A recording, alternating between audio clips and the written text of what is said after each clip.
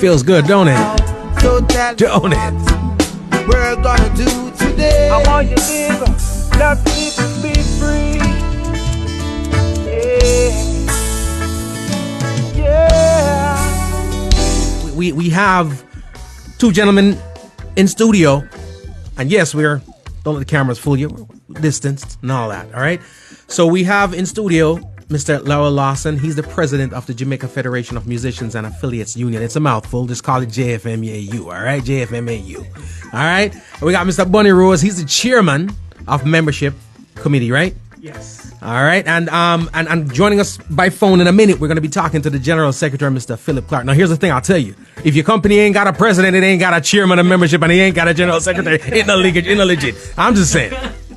I'm just saying, you know what I mean? If your company just have that bread there, you know what I'm saying? Then it ain't gonna happen. That's all I gotta tell you.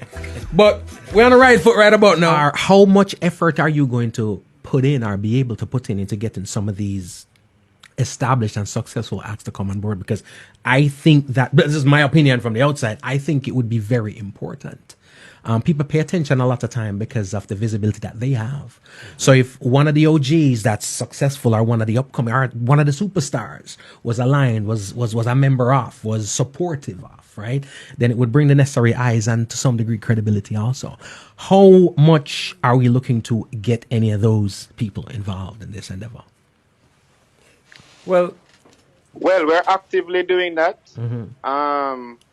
Currently, formally, I mean, without calling names, one of our greatest singers, Mr. Hammond, you know, he was a member and is very interested in renewing his membership along with his entire band and several others. I mean, as I say, if I show Third you, world. which I have some records from the 60s, the 70s, all of the major acts were members of the union, and that is how we could enforce these contracts and these rules that we have, so that, you know, the venues adhere to them, because once majority, I think the minutes said 98% of performers were, including tour guides, including non-traditional entertainment personnel that you may not even think of it, were all members. So this was how we were strong and able to maintain standards. Right. Now what we're trying to do is rebuild all of that.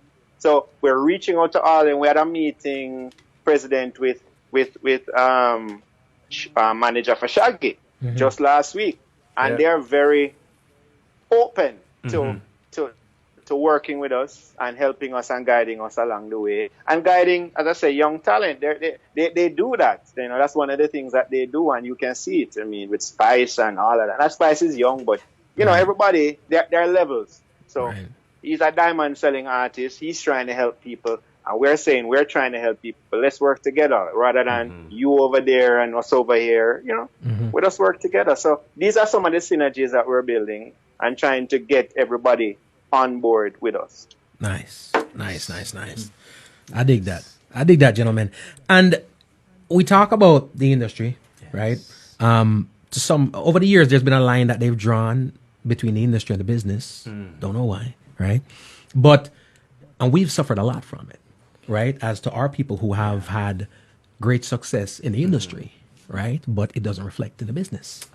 You know what I'm saying? Well, that is why we are here to bridge that gap. And one of the committees that we have is training and education, because we know that is key with anything. Because when we got into reggae from the early days, if you can think of Bob Marley and Peter Tosh and you know, Dennis Brown and all these guys, you know, Bunny Wailer.